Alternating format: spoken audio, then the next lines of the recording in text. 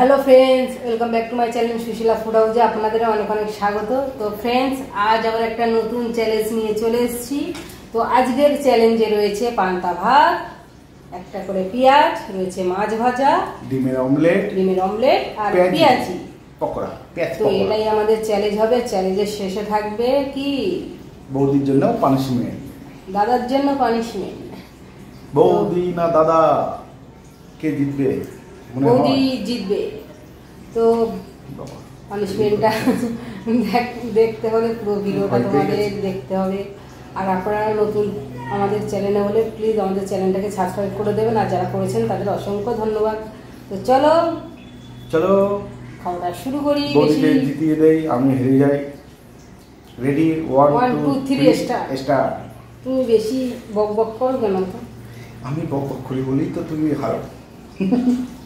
এই লঙ্কা দিলে না তো কাপড় বলি না হলো।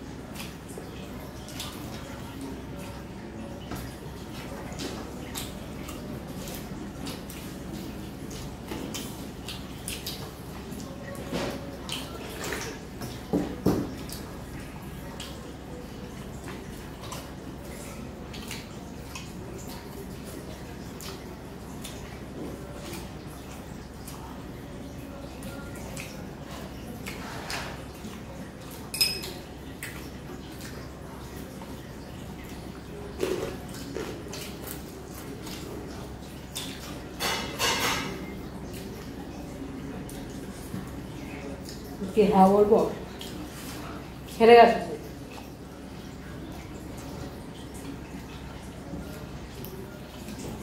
জিতে গেছি। তবে পান্তা ভাতে কিন্তু মাছ ভাজাটা দারুণ লাগে। সত্যি।